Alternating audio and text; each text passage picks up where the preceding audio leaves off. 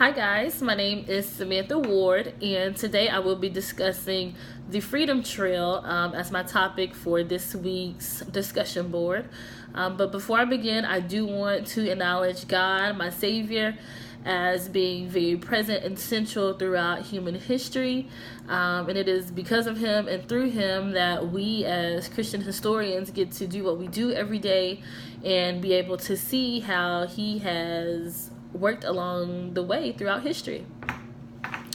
The Freedom Trail Foundation was established in 1964, and their mission was to market and help preserve the actual trail and its 16 different nationally significant sites. The foundation does just what they set out to do by promoting the Freedom Trail and its various sites through a variety of tours and educational programs, as well as through public relation efforts.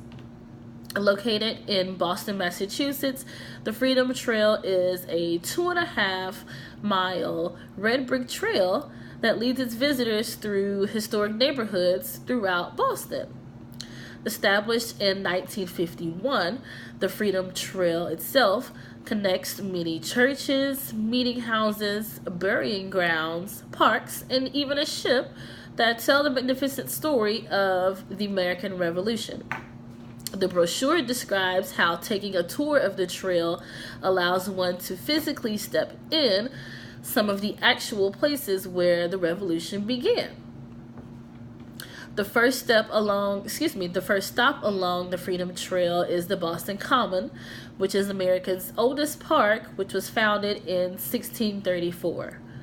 Other great stops include the 300-year-old Old Corner bookstore, the Old South Meeting House, where approximately 5,000 colonists gathered to protest the tax on tea.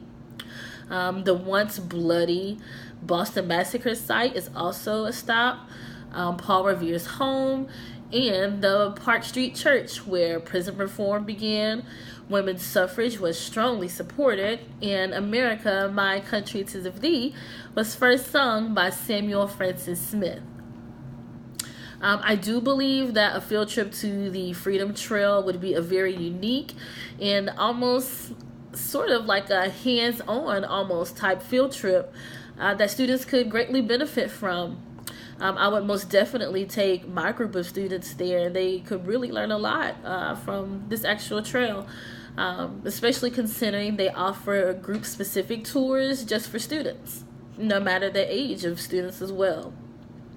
On their website, the Freedom Trail offers some great educational resources as well that one could use in their classroom.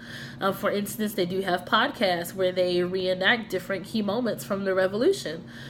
They also have the Freedom Trail players that can actually come to the classroom and reenact those key moments in history as well, which I think is rather amazing.